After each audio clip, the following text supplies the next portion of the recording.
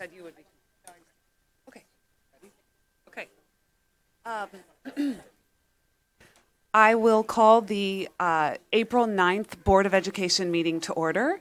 Since 5:30 p.m., the board has been in closed session to consider the following: the appointment, employment, compensation, discipline, performance, or dismissal of specific employees of the district or legal counsel for the district, collective negotiating matters between the public body and its employees or their representatives, student disciplinary cases, and litigation when an action against, affecting, or on behalf of the particular public body has been filed and is pending before a court or administrative tribunal.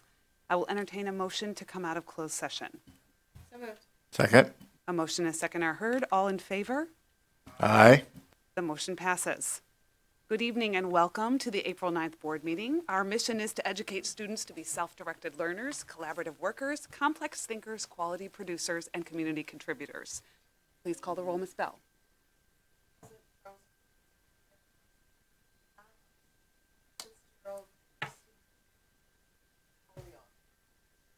Please join us in the Pledge of Allegiance.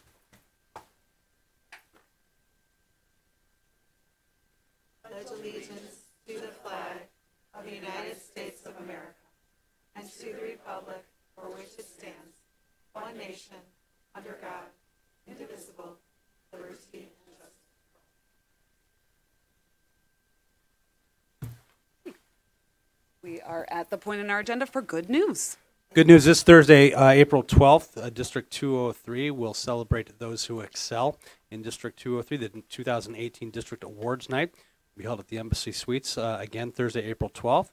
Doors opening at 6 p.m. and awards presentation begins promptly at 7 p.m. And this event will identify and call out the District 203 team that will represent our community at the Those Who Excel banquet hosted by the Illinois State Board of Education later in the fall. So good luck and congratulations to all those being recognized. Okay, we have reached the consent agenda. I will entertain a motion for the, we have, actually, before we hit action by consent, we have the point in our meeting for public comment. I do not have any slips of paper for anyone wishing to address the board, but would anyone in the audience wish to address the board? Okay, now we're on action by consent. I will entertain a motion for the consent agenda.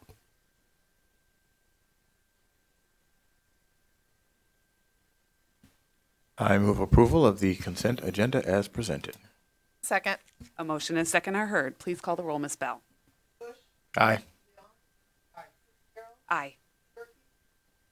Yes. The motion passes. We are moving on to communications. We have 7.01 student ambassador reports, but I am guessing that our student ambassadors are preparing for their test tomorrow. Okay, right? Okay, now we will go on to superintendent staff school report. Every month, the Board of Education invites one of the principals from one of our schools to come before you to provide an update on the school improvement plan and the school improvement work at their school. And this evening, we have the opportunity to hear from the principal at Mill Street Elementary School, a known commodity to District 203, but in her first year as the principal at Mill Street. I'd like to thank Sue for taking on the opportunity to go lead Mill Street for us.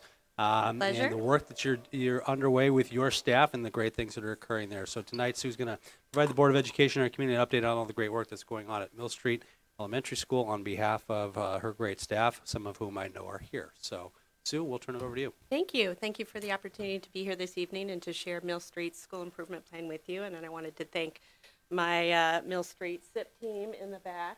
Give them a shout out for being here to support me this evening. They're a great group of people who've worked really hard on the SIP plan this year. So, without further ado, in my first year as principal at Mill Street, it has been my good fortune to become a member of a very complex yet thriving community. Our building is one of the largest elementary schools in the district, supporting a very diverse population in terms of ethnicity and socioeconomics.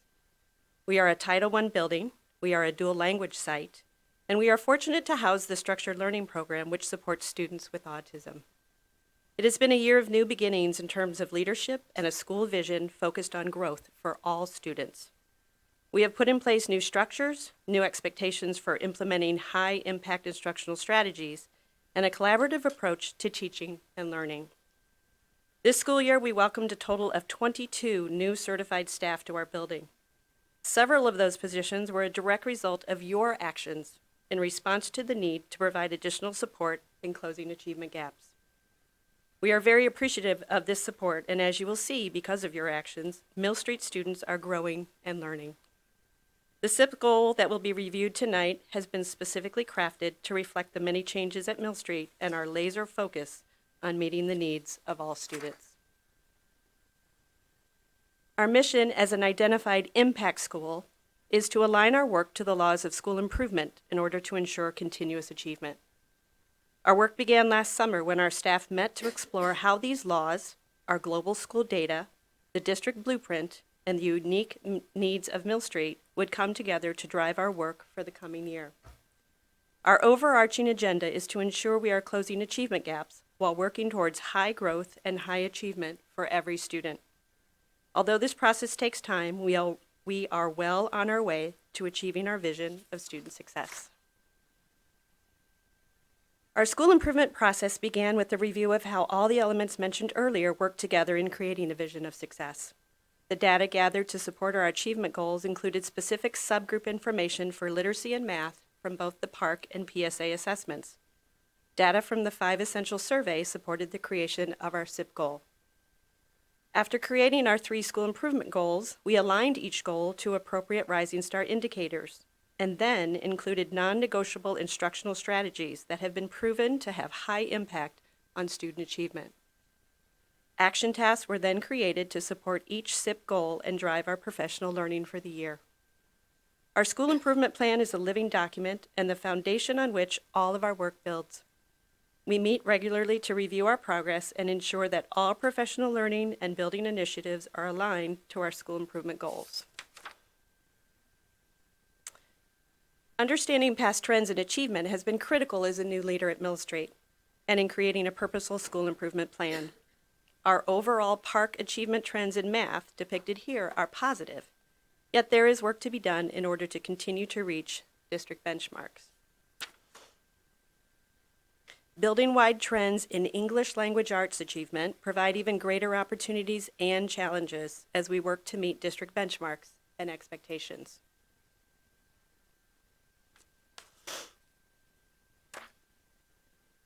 In analyzing past PARCC literacy and math achievement data by subgroups, it was clear that our focus in closing achievement gaps needed to target students within the English learner, low income, and Hispanic subgroups.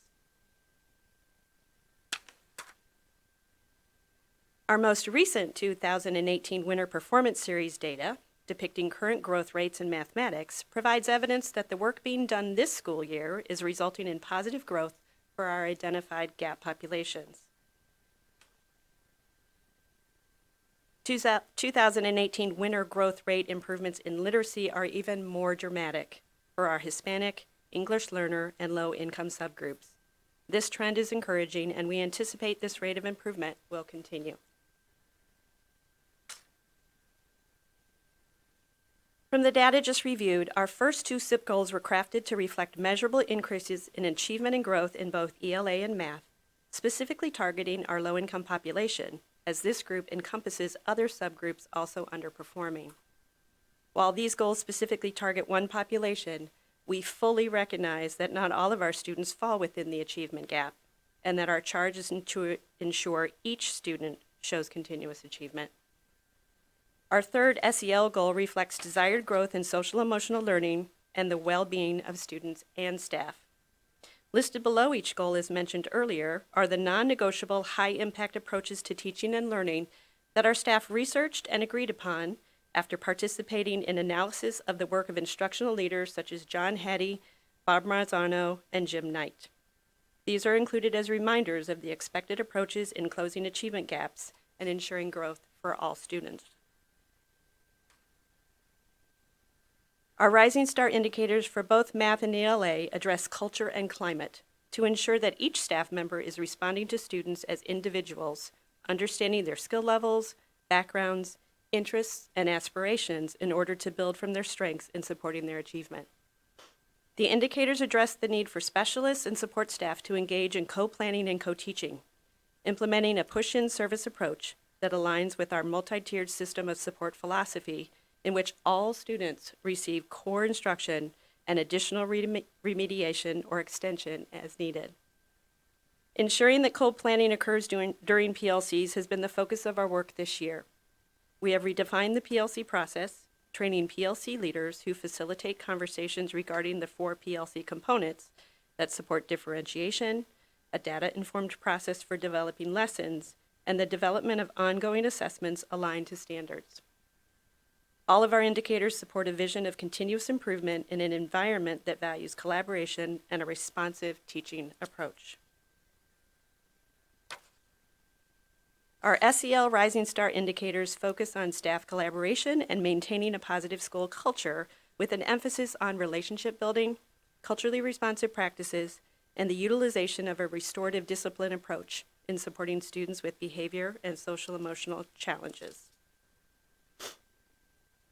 Specific action tasks that are being undertaken to support achievement are the same for both math and ELA, and focus on making core curriculum accessible to all, incorporating specific feedback and student goal setting, utilizing co-teaching and mentoring to improve instructional practice, and providing specific learning targets and proficiency scales so that students know the what and the why of their learning and are involved in assessing their own level of understanding.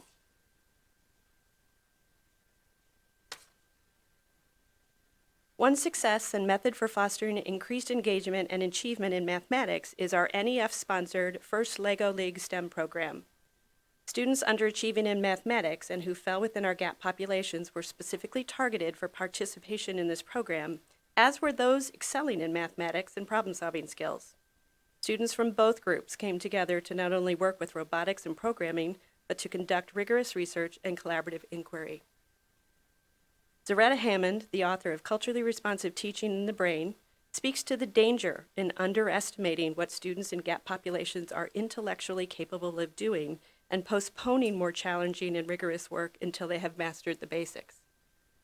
In being culturally responsive, we are striving to close achievement gaps in math by providing rigorous opportunities to all students, not only through First LEGO League, but through daily math talk, student-to-student conversations and collaboration, a focus on vocabulary and the math practices, the use of innovative digital tools such as Dreambox. To date, students have completed over 66,000 individualized lessons utilizing Dreambox, which is an adaptive digital math tool which provides opportunities for application and problem solving on individually assigned standards. As we celebrate our positive growth scores in literacy, we continue to work to improve achievement and growth through our PLC process. Our staff is engaged in numerous professional development experiences to ensure our PLC format supports our work in minding the gap. Utilizing data analysis to support planning that incorporates high-impact instructional strategies, which result in differentiated learning opportunities to remediate and extend learning. Our support staff provide Tier 2 and Tier 3 interventions that align to core content, all of which are co-created during PLCs in collaboration with classroom teachers. Our most dependent readers are supported through our Title I after-school reading program, which has been redesigned to include key components of effective instructional practice that provide opportunities to chunk, chew, and review learning, utilizing high-interest text and embedded data collection to monitor student progress. Additionally, we utilize all stakeholders in supporting literacy at Mill Street. Our police reading buddies, LC volunteers, and watchdogs provide opportunities for our students to engage in one-to-one mentoring and conversations about text. We have utilized our Title I as well as district funds to purchase dual language resources to ensure our Spanish speakers are provided with rigorous and high-interest texts that support remediation and extension opportunities in both English and Spanish. Highlights of our work towards our SEL goal include the addition of a 5th daily special to provide direct SEL instruction from building specialists, student-created school-wide behavior expectations, certified staff de-escalation training and certification, professional learning on trauma-informed practices, the implementation of peace and calming corners in classrooms, involvement in the Kids Matter Digital Footprint Competition, in which our students were the first place video award winners. Yeah. A repurposing of our Watchdog program to support SEL instruction and application of SEL skills during lunch and recess. Monthly success meetings to continue to build networking and a home and school connection for our African American families. And most recently, our LSC, Dr. Maribel Guerrero, who is here tonight, received the NEF WOW Grant Award for her upcoming work in supporting our Hispanic families via her grant entitled Engaging and Empowering Hispanic Families Through Culturally Responsive Collaboration. The Mill Street staff has worked diligently to embrace change and redefine instructional practice this school year. Their focus and passion in supporting all students is exemplary. Through continued service leadership, fostering of a positive culture and climate, and the implementation of structures and best practice, we will continue to mind the gap and ensure that our school improvement process enables each Mill Street student to achieve to their full potential. At this time, I'd be happy to take any questions. Thank you so much for that outstanding presentation. I feel super lucky getting to observe it both as a parent and as a board member. And I also want to say thank you to all your staff who are here. And it's really exciting to see such a large group. Questions from the Board of Ed? On slide 10, the non-negotiables approach to teaching and learning, you list a minimum of 20 minutes of direct SEL instruction coupled with integrated SEL content. Is that 20 minutes per day, 20 minutes per class, 20 minutes per week? 20 minutes per day. Per day. It's part of the curriculum expectation on the district-created curriculum map. And could you share more about how you're measuring your achievement and accomplishment in that area? Well, I think one of the ways we measure that is through the data we collect on our school-wide behavior issues. We track that through Infinite Campus. That's new to Mill Street this year. At the beginning of the year in September, I think we averaged about, I would say, maybe 1 to 2 behaviors a day. Not all were tracked in Infinite Campus. We have significantly decreased those behavior referrals. I think this month we've only had 1. Terrific. That's when we remeasure it.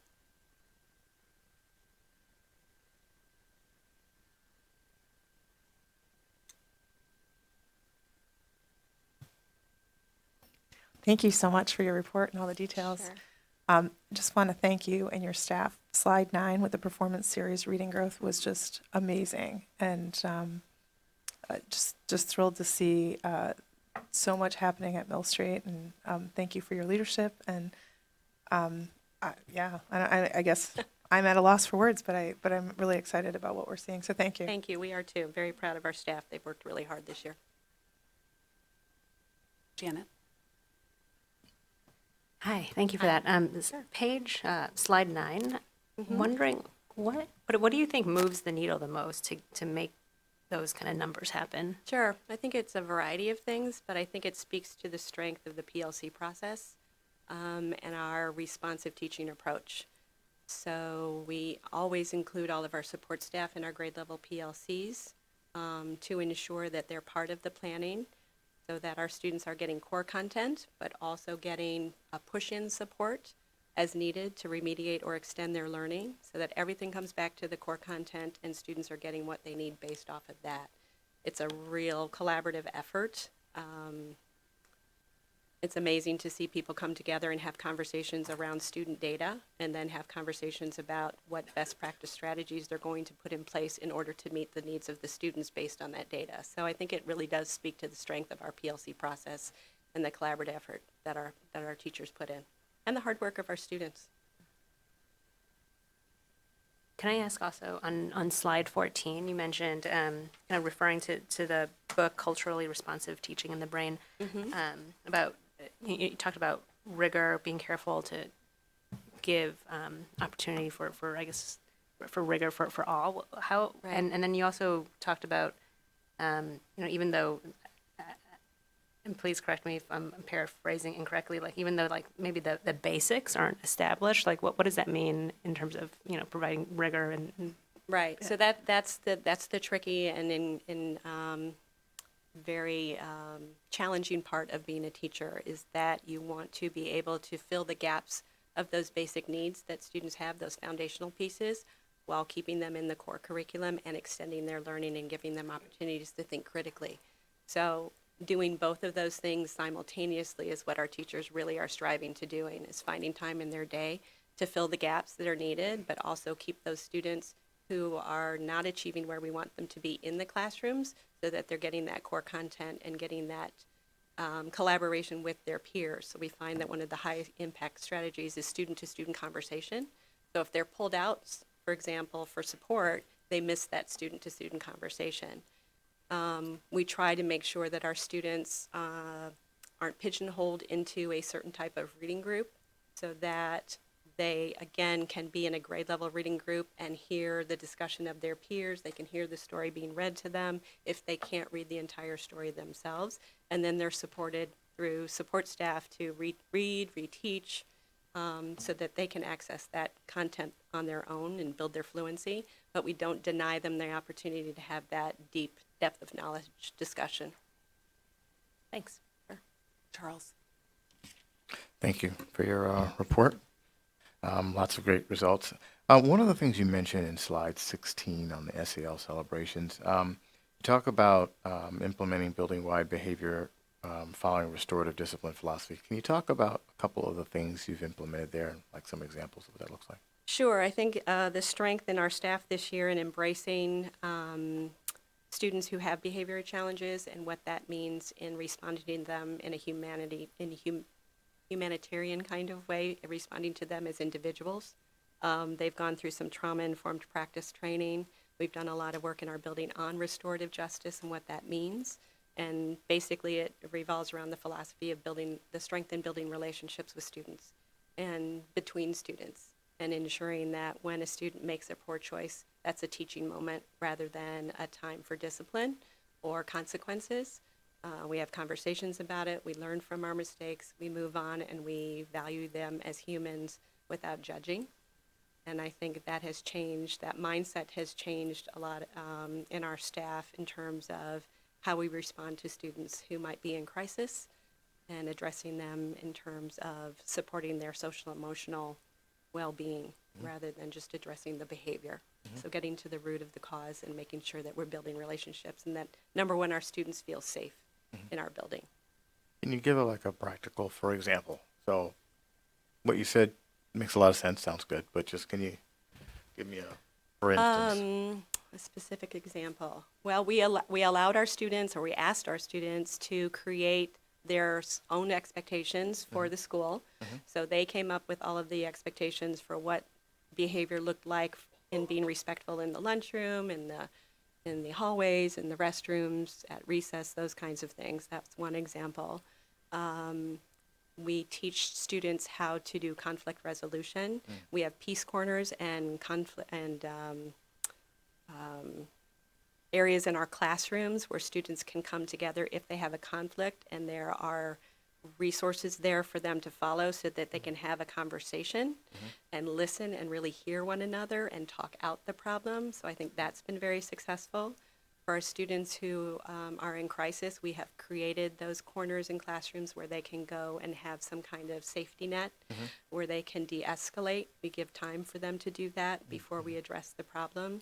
And we train our staff in how to facilitate those conversations and allow that child to de-escalate before we get into the real work of what's behind the behavior.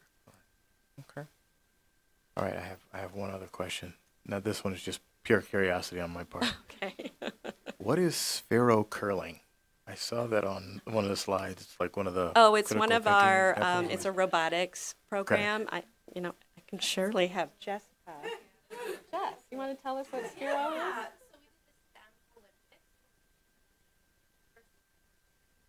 We learned about curling house, and they programmed their Oh,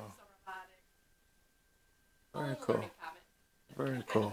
It's awesome. She does a great job. Yeah, that's yeah. I just think it's fantastic whenever you can create learning experiences and tie them to fun and really spark the curiosity. So I saw that. I was like, that's kind of Sparked my curiosity. Thank you. Christine? Hi.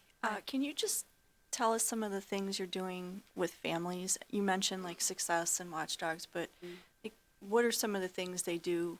What do you do when when you get the families there through any of the programs?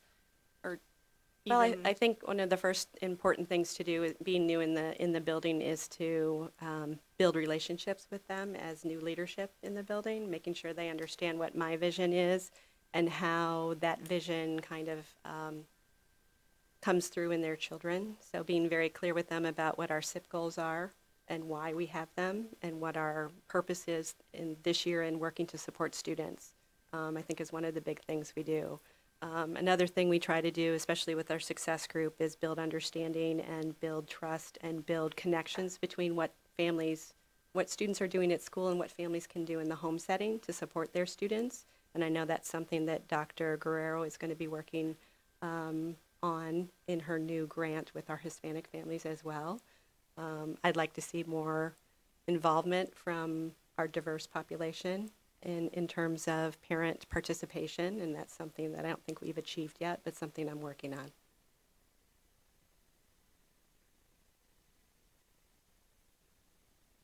Okay, so I do have a couple questions, but before I do that, I just want to thank you for just all the outstanding things that we've seen in the data as well as the presentation. It's nice to have a window in the presentation, but really what's behind the presentation is what's so outstanding. And it's, you know, as I said, as a parent, I feel lucky to be able to witness all the creativity. And you saw a little bit of it with the curling, but there's creativity that I can point to in every area and all these goals. And so it's really exciting to see that from the student side and how that excites the students and how that impacts their learning. So all of those different things that you have in the goal, they really come to life with all those examples.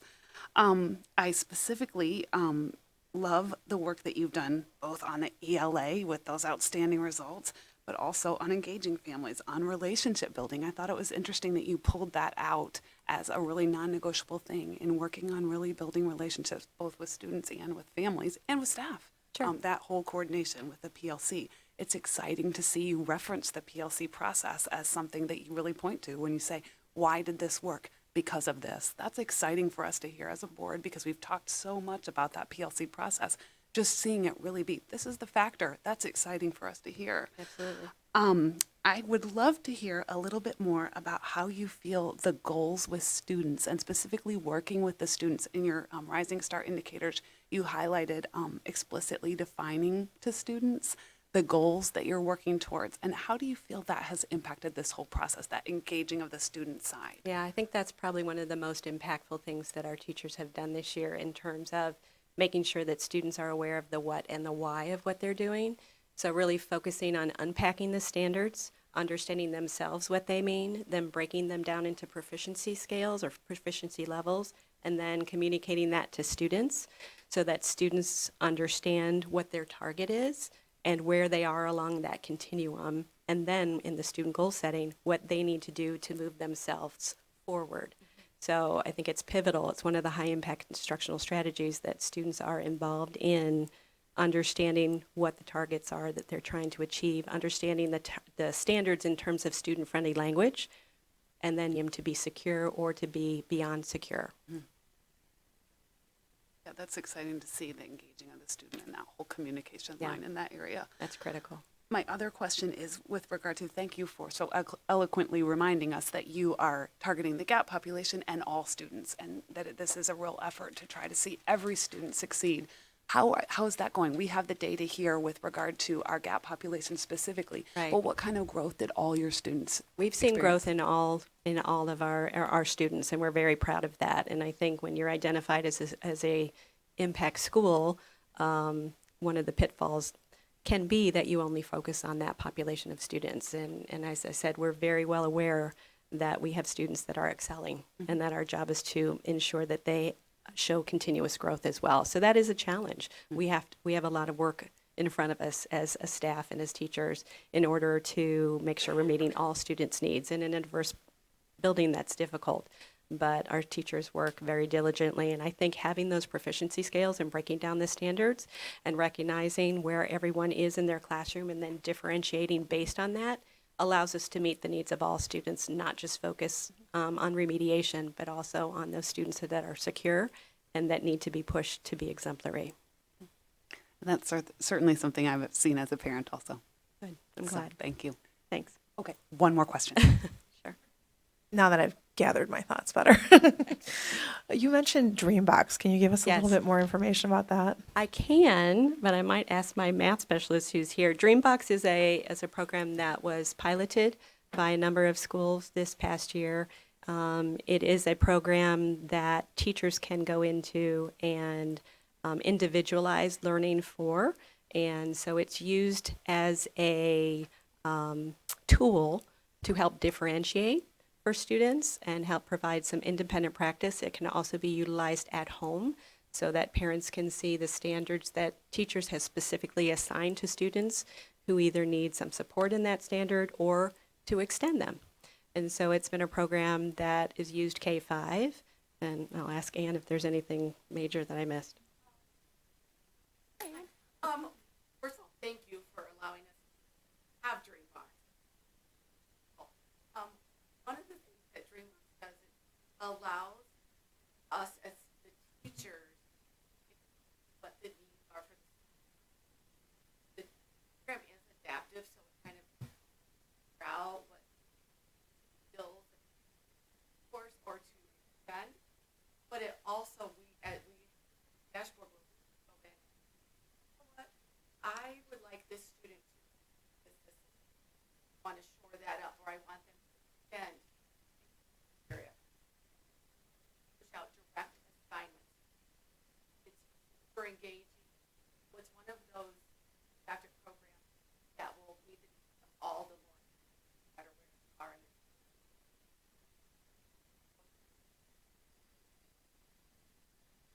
love it. Excited about it.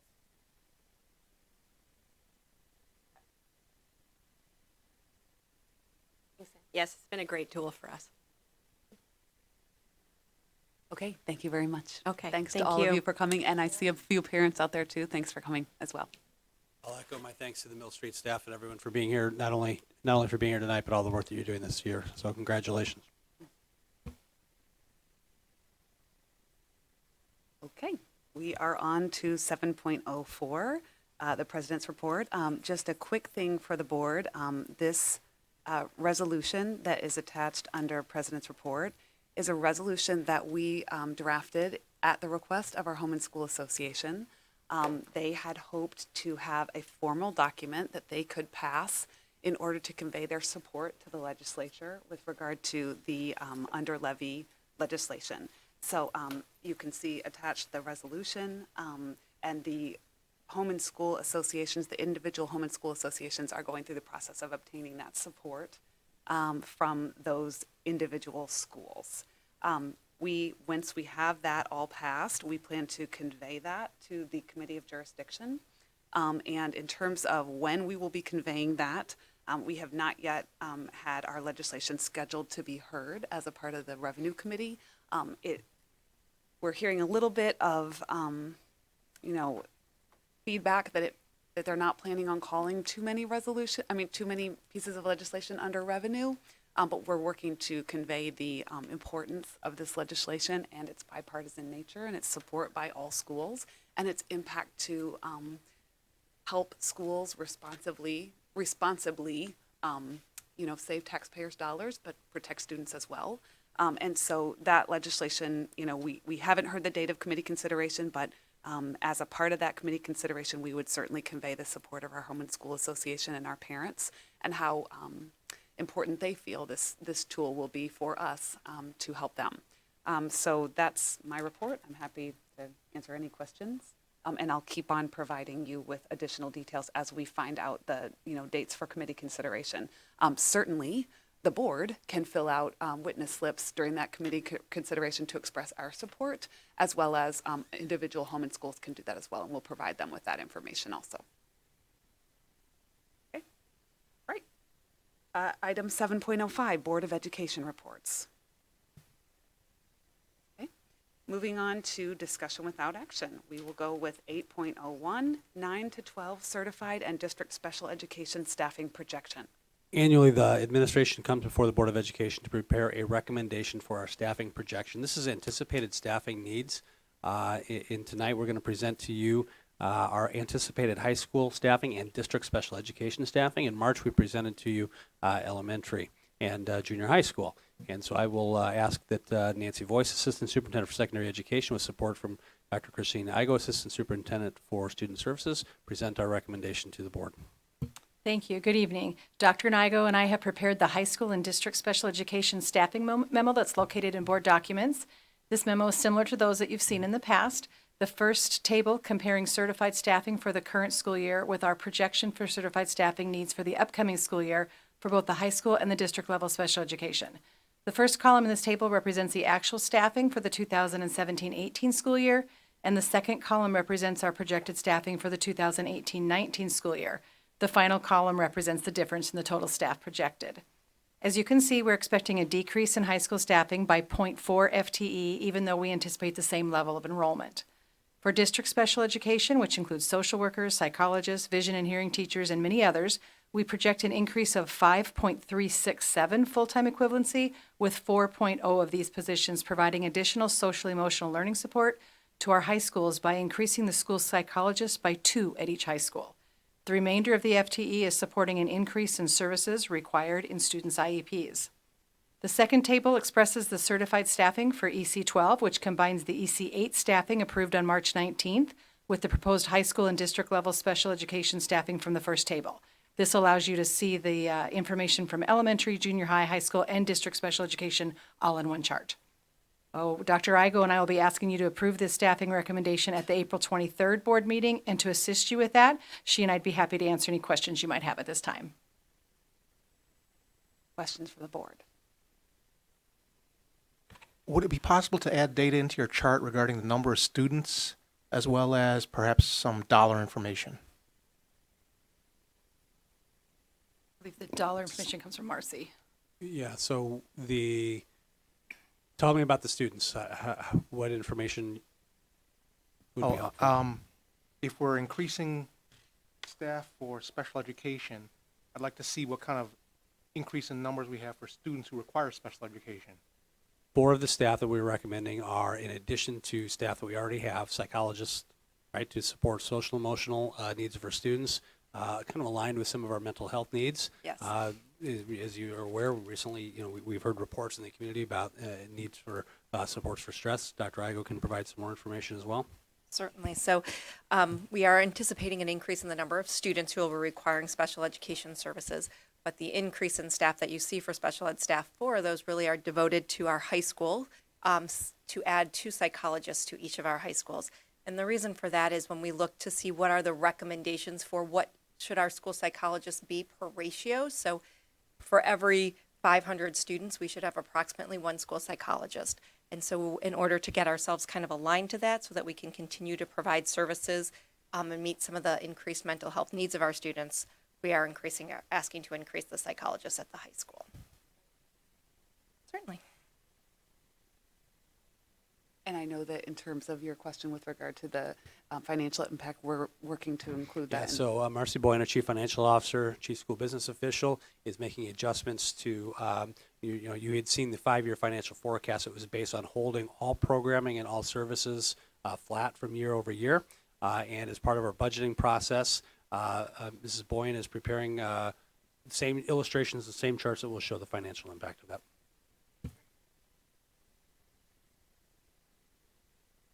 Any other questions? Okay, so this will be our first seeing of this, and we'll be working on the action next board meeting. But in the meantime, if you have questions, you can send those to Dan. Okay, item 8.02, establish hourly rates of pay.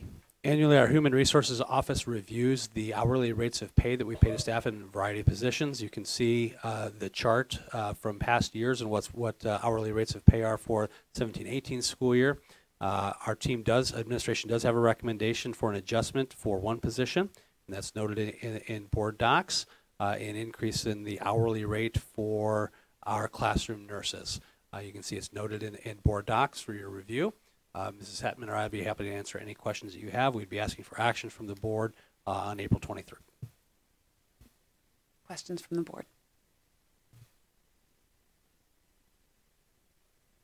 Okay, no questions at this time. Right, moving on to item 8.03, 6 through 12 counseling curriculum.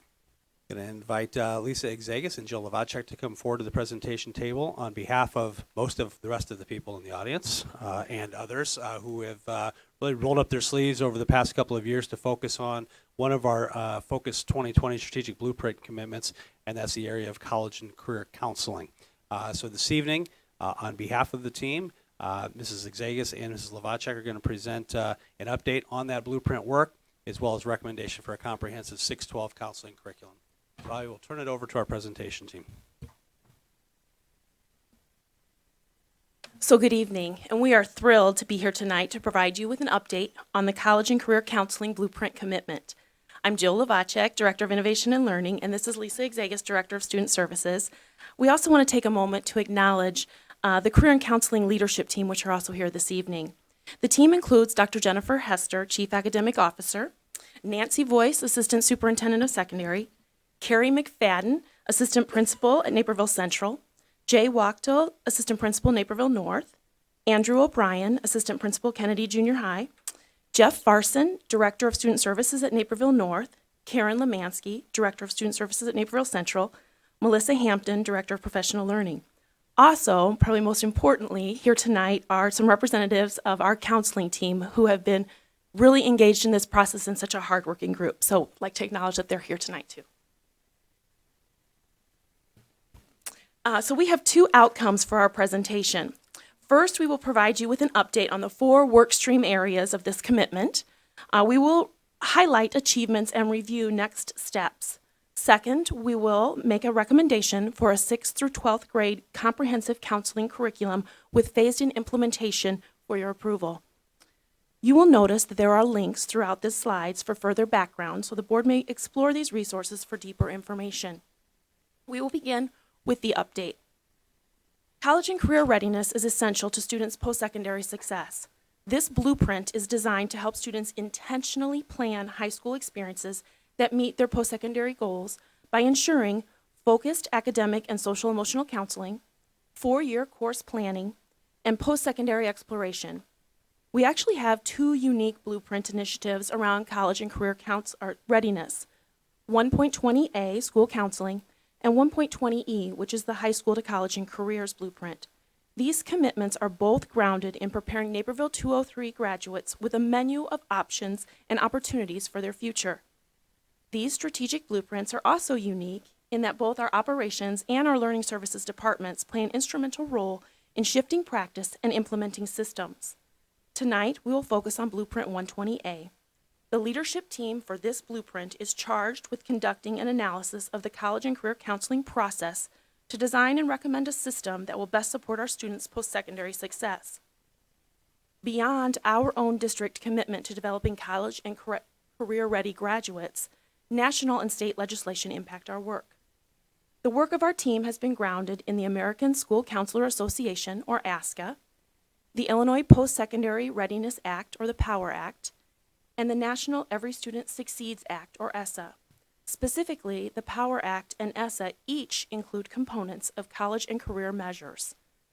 ASCA, a professional organization, assists school counselors to create comprehensive school counseling programs that are focused on student outcomes, teach student skills, and are developed with identified competencies.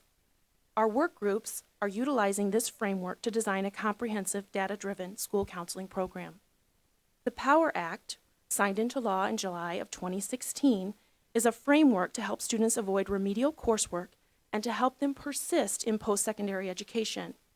The Act creates more clear and consistent expectations for college and career preparation starting in 8th grade, with the Illinois Post-Secondary and Career Expectations Framework, or the Illinois PACE document. At the national level, ESSA includes college and career readiness indicators that districts will report. We will report a percentage of our students that have endorsements or similar criteria starting next year. These indicators are both academic readiness and career-ready indicators.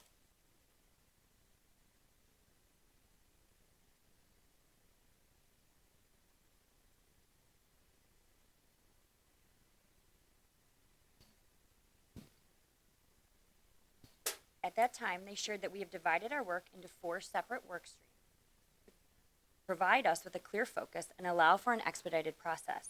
Listed on this slide are the 4 distinct workstream areas. Foundation and continuous improvement develop structures and systems along with a process to measure progress. Professional learning is developing and coordinating job-embedded, ongoing, grounded in best practice research, training and development to the larger department. Management is responsible for ongoing supports for students, individual planning tools, staffing, and recruitment. Curriculum and delivery is developing 6th through 12th grade school counseling curriculum and clarifying delivery of services based on the ASCA and Illinois comprehensive counseling models. For the Foundation and Continuous Improvement workstream, all counselors have been involved in this work.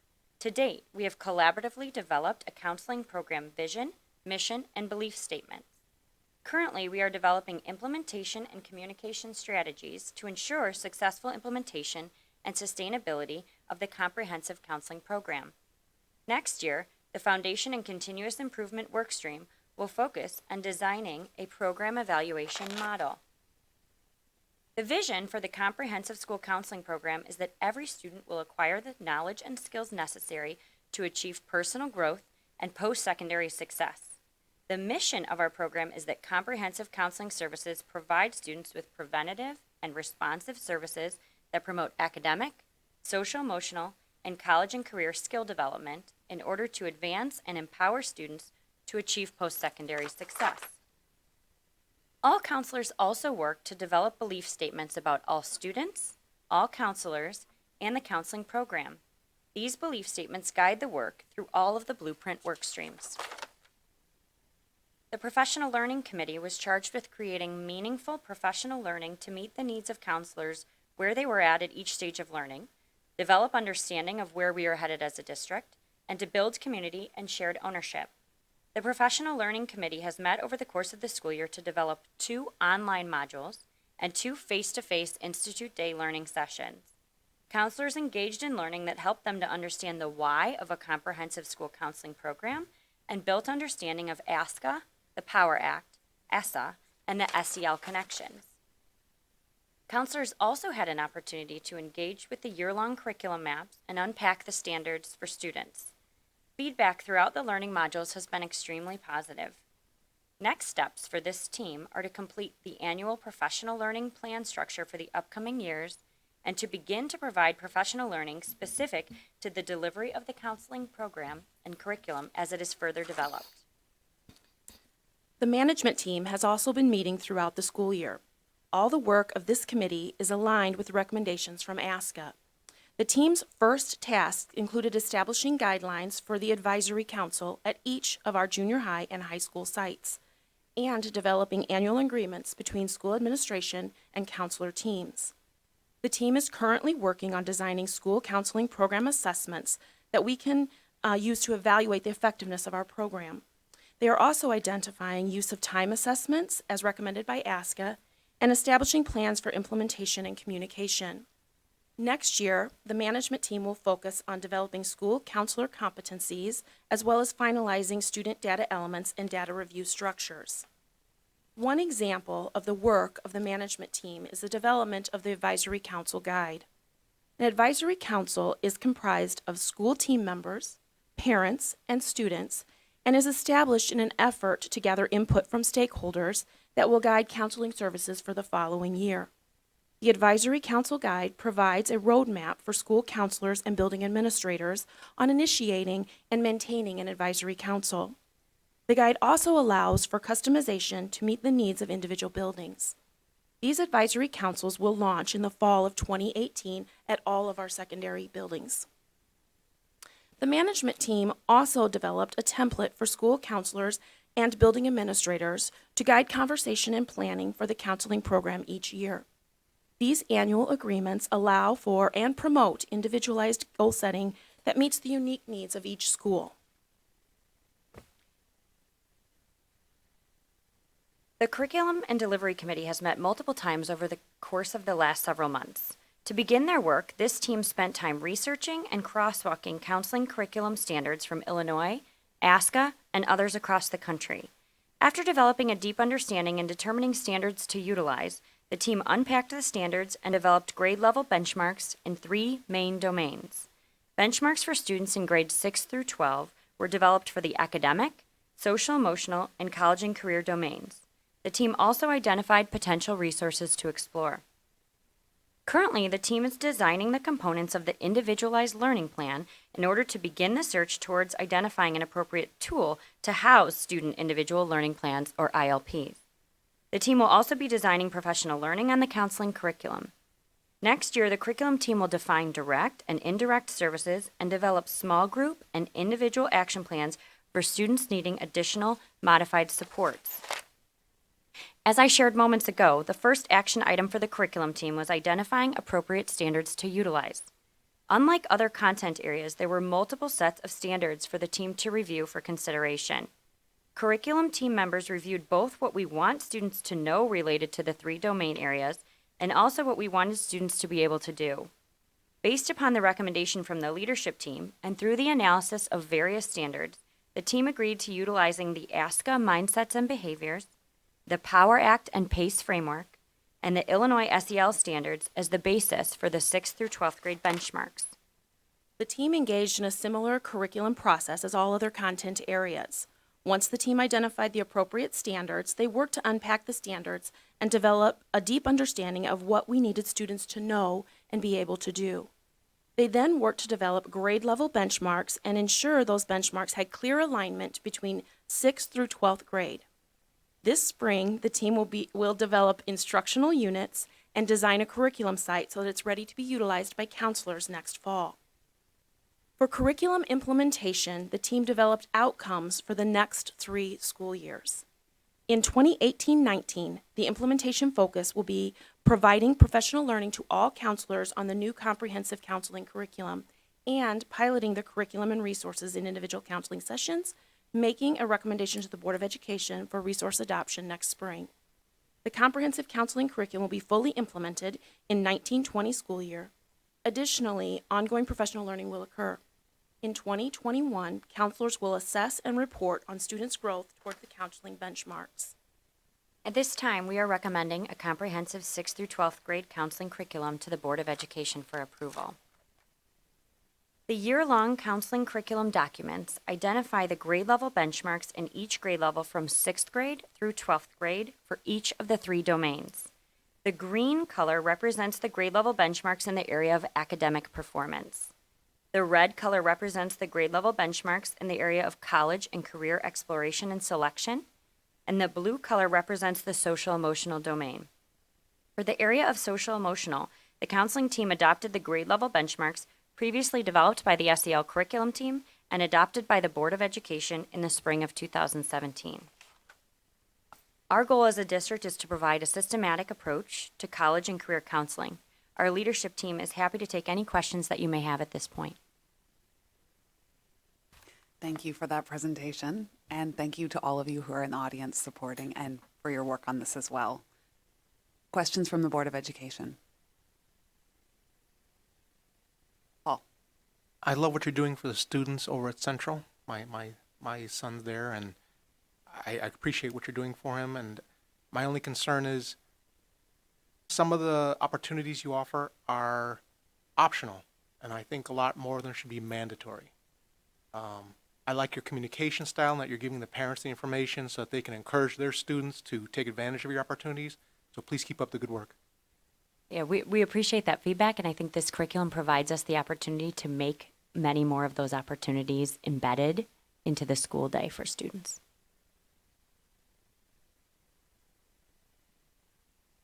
Donna. I can say on behalf of past board members how long this has been discussed and how exciting it is to see it come to this point. I can say that for the 5 years that I've been on the board, I know the boards before that were even talking about the career and college planning. So it's really exciting. I guess I want to hear there's so much that you have done and thank you to your team. There's so much that's been done. It's so exciting to see it to this point. We don't get the benefit of seeing all the work that you put in on daily basis. So we just get to unwrap the present, which is awesome. So thank you. I guess I'd like to hear what your biggest celebration is in this process, and what you saw as a challenge that's been difficult in the process. So I guess I would lead with probably the biggest celebration has been the way our counseling team has really embraced and taken ownership of this work and the excitement that they bring to it, and that it's really grounded in what's good for kids, right? And helping prepare them with more options and a rich menu of opportunities when they leave us. So that's probably the biggest celebration. I think for just our Workstream group, one of the difficulties in an area like this where there isn't one particular set of standards, navigating between different domains and pulling out the most important pieces of that is probably been one of the bigger challenges.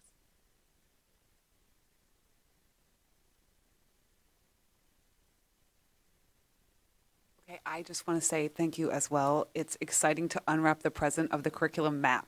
I love those curriculum maps, and that really brings a lot of life to us to be able to see how you're envisioning that really being, that continuous process for students, looking at the 6th grade all the way up. I'm thrilled that you started in 6th grade. I love seeing how kids will get a chance to build these skills, whether it's academic, whether it's college and career, SEL. It's exciting to see that. So that's certainly the present that we do get to unwrap, but I know that the other strands, the professional learning, are equally important. Mm-hmm. So thank you so much for all your work in those areas as well. Thank you.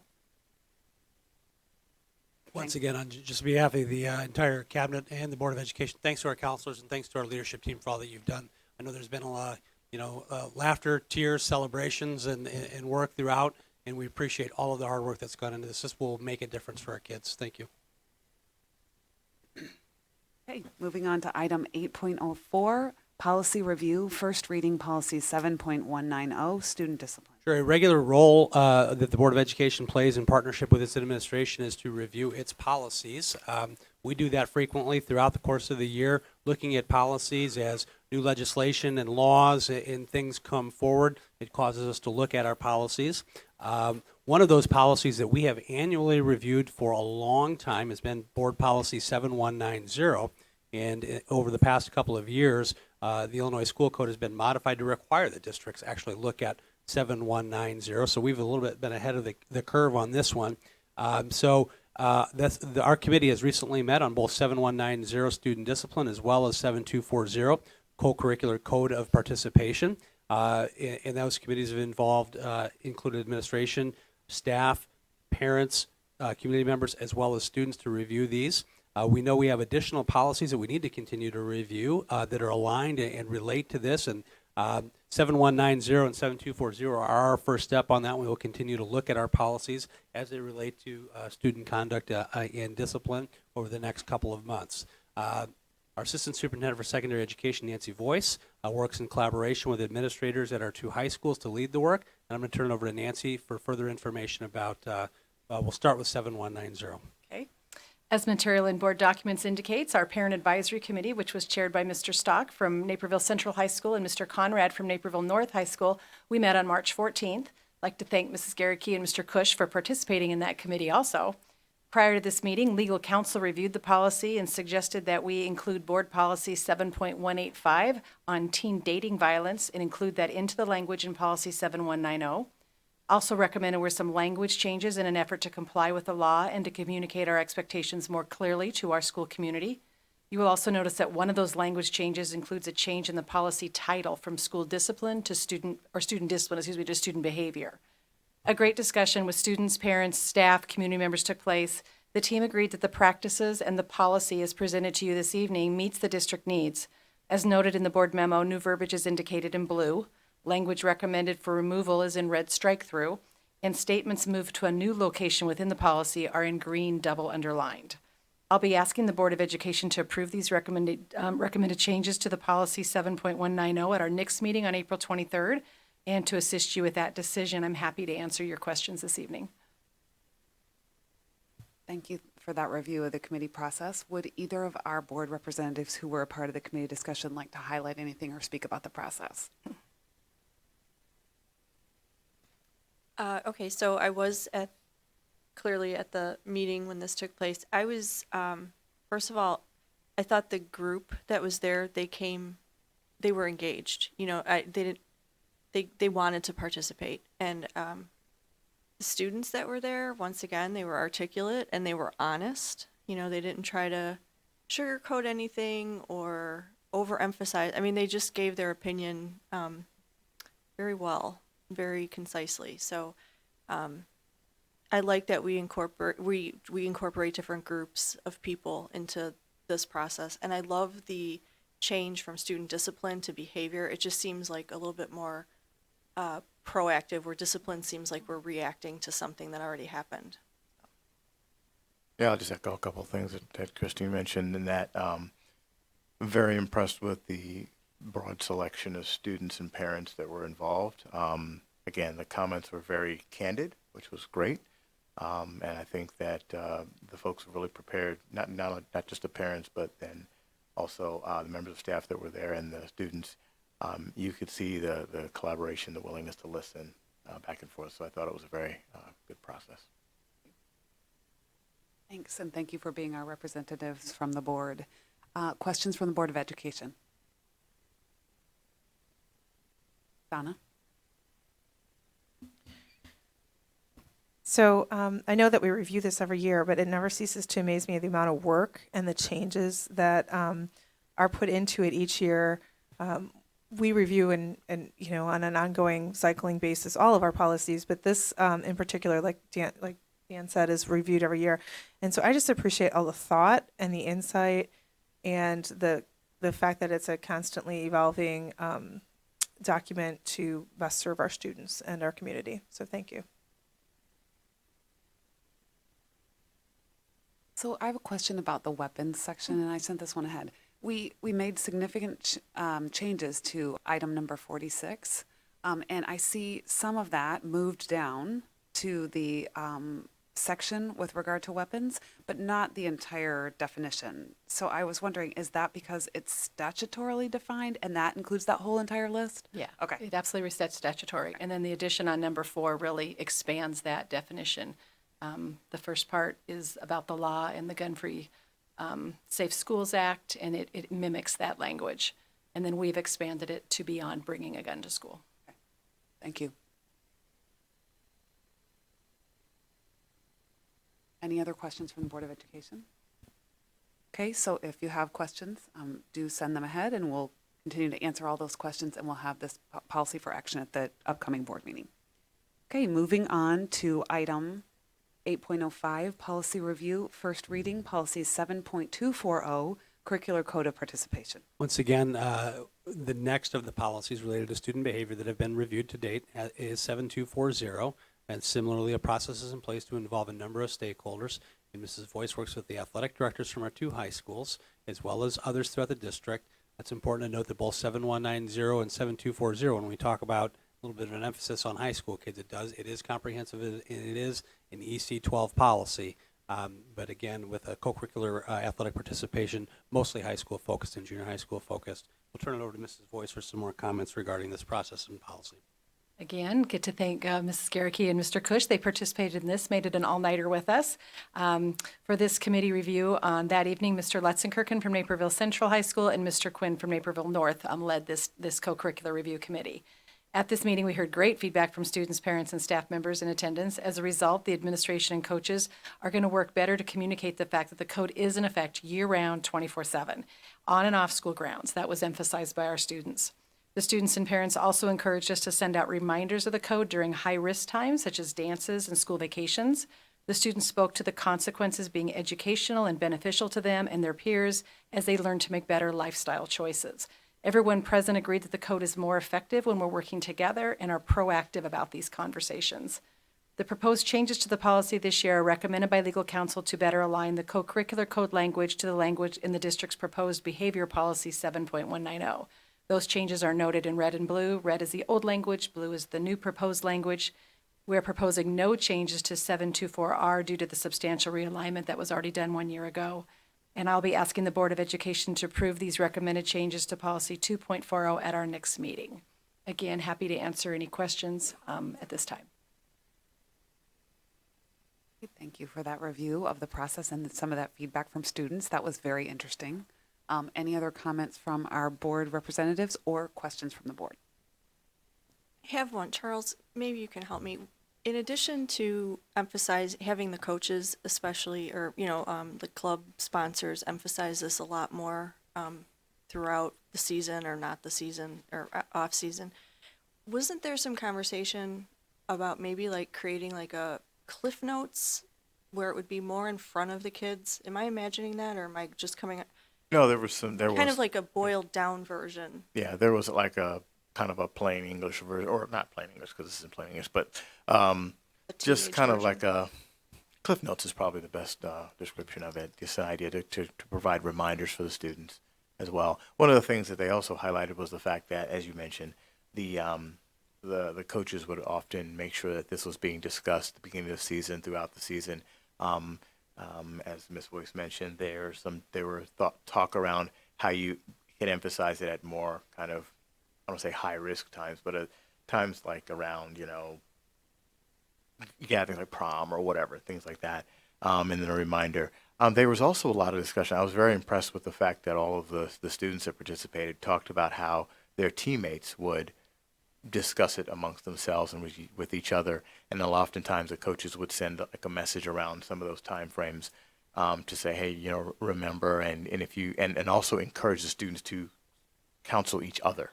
So if you see somebody, that might be steering in the wrong direction, make sure, as a team, make sure that you're providing kind of that self-correction within the team. And I thought that was, it was good to hear that. I mean, that happens theoretically, but to hear the students actually voicing that specifically, that they do that with one another and they share those thoughts with one another was nice to hear.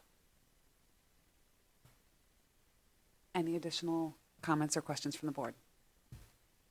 Okay, this will also be up for action at our next meeting. So again, yes, just to echo, we will be looking for action at the April 23rd meeting, and then we'll continue our process on reviewing additional policies as warranted. All right, moving on to item 8.06, RFP Fixed Asset Inventory. The Board of Education will recall that for a number of years, an exception has been noted in our audit, and this is an opportunity to address that. And I'll turn it over to our Chief School Business Official, Marcy Boyne, to explain this recommendation, which we will be seeking approval at the April 23rd meeting. Thank you. Presented this evening is the recommendation for a physical inventory of our capitalized assets with subsequent financial and insurance self-reporting updates for years 2 through 5. Our auditors are recommending we implement this process into our annual record-keeping procedures and have noted this as an area of improvement. This process will ensure the district is in compliance with Governmental Accounting Standards Board's Statement Number 34 and assist with financial reporting, property control, insurance, and risk management. The 5-year agreement is for $29,000 inclusive. We will respectfully be asking for action on this at the next board meeting on April 23rd, and I'd be happy to answer any questions you may have at this time. Okay, thank you for that review. Questions from the board? Okay, seeing no questions, we will also see that for action at our next meeting. Moving on to item 8.07, 2018-2019 board meeting calendar. So now is the time for us, you as a Board of Education, to establish your regular meeting schedule for the coming school year. Our practice has been that in months of student attendance, the board will meet on the first and third Monday of each month. In the months, which is usually just July, of non-student attendance, the board will meet once for a business meeting to conduct business. There are notable exceptions, and they're noted on the proposed calendar when school is not in session or a holiday occurs. For example, September 4th is a Tuesday as a result of Labor Day. January 7th, you will note, is the day returning from winter vacation. I will come back to that momentarily. January 22nd is also a Tuesday due to the Martin Luther King Day. February 19th occurs on a Tuesday due to the President's Day holiday. April 8th is not the first Monday. It is the second Monday. April has 5 Mondays, which allows us some flexibility with the calendar, and that would prevent us from coming right out of spring vacation with the meeting, much like we did this year. But we would still then have a cushion between our second meeting in April and the first one in May for this year. So that's a recommendation that we're making, is to go off of the first and third and go to the second and fourth. And then also May, the calendar has commencement on Monday, May 20th, 2019. So we'll be busy that night, so we'll move that meeting to Tuesday. Backing up to January, though, there is some thought to this year. We also shifted it because we had 5 Mondays in January, and that allowed us to not meet on the first Monday after the winter vacation. We don't have 5 Mondays coming up, so there would be back-to-back weekends. I think my recommendation is that we structure our agenda ahead of time in a fashion that would allow us to just meet on this schedule that is.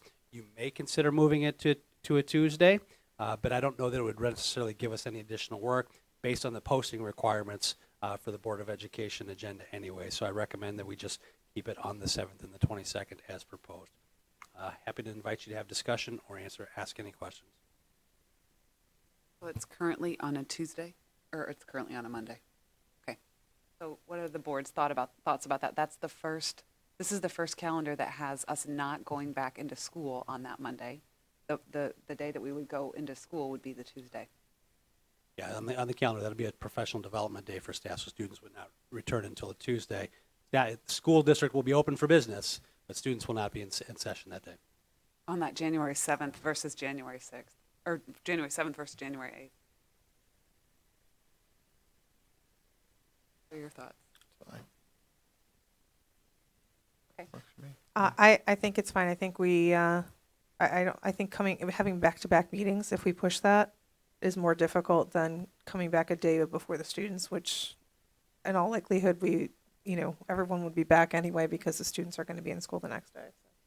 So I'm fine with that. I definitely agree we shouldn't push it to the following week, but I hate for that to be a burden for your staff because I know that some of them do go on vacation during the time period that we're off. Well, the reality is that, and they can all send me evil looks if they'd like. Again, because the agenda has to be posted 48 hours ahead of time anyways, we're not going to post it on that Sunday. It'll have to be posted on that Friday anyways, so the work's going to have to be done already. I would prefer meeting on Tuesday than Monday, only because I like having the board meetings when we actually have school, but that's just me. But I would prefer meeting the Tuesday. I don't think we should move it to the following week. I'll remind you, either way is fine with me, but we have school that day. Students will not be in. We have school on Monday. We have work on Monday. Faculty and staff will be in session and working on those days. Folks around this table will all be in. Principals will be in. Teachers will be in. So we will be conducting business on the day. We won't be teaching lessons to students, but the district is open. So I think that's the. I just want to make sure that for these folks, we're working. Yeah, I think the Monday's fine. To Donna's point, I think that we'll all be back anyway. To Dan's point, if everyone's working, yes, the students won't be in school that day, but I think that it works to keep on the continuity of the Mondays. I did find it a little humorous that you had to go up to six asterisks all the way because of the different exceptions. One thing that, and this maybe this will be for me, but I find it helpful when there's a reminder that it's a Tuesday, just so I can plan ahead. So I thank you for calling it out here, but just keep it top of mind. Maybe listed as a Tuesday, calendar? something like that. That or, when we I don't know. put it on the actual schedule of events, we note that it's There a you go. Tuesday. That's a good point. That's fine. We do that. Yeah. Cool. Schedule of events lists the day and the date. There we go. Thank you. Thank you. Good. Any other thoughts from the board? So is the preference then to leave the calendar as is? Okay, but we'll be voting on that at the next week, so you can give it some thought, and if you have a preference that would, yes. Yeah, I do have another question, and it was something you mentioned, Dan, about commencement is Monday. Is that going to be the new norm going forward? Kind of. It's just because this year we've had on a Monday. It's the first year. This is the actual commencement day. Mm-hmm. I can't say, Mr. Ross can help me. There's not necessarily a norm. It really depends on the way the calendar lays. Mm-hmm. We have to look at things like advanced placement testing, final exam schedules, where Memorial Day falls. So there's a number of factors that are looked at. Next, the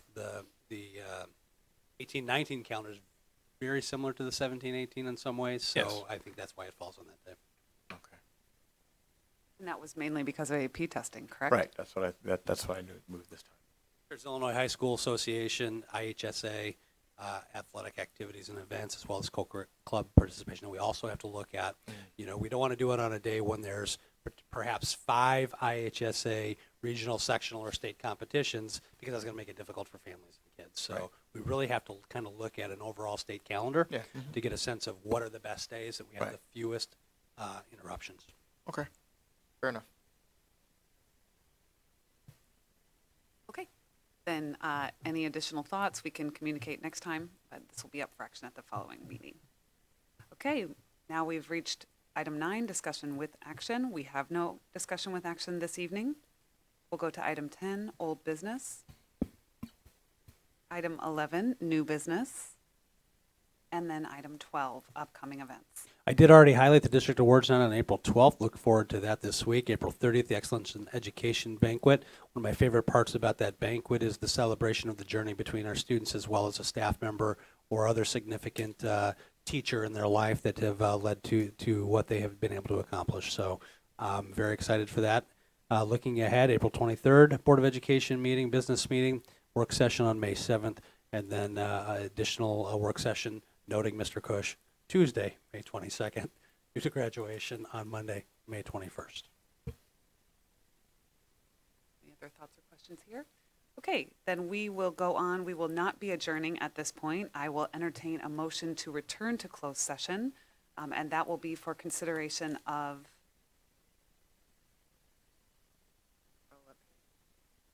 appointment, employment, compensation, discipline, performance, or dismissal of specific employees of the district or legal counsel for the district. We will not take any action in closed session. We will just do the closed session and then adjourn for the evening. So I'll entertain a motion to go into closed session. Second? A motion and a second are heard. Please call the roll, Ms. Bell. Aye. Yes. Aye. Okay, the motion passes. We will return to closed session.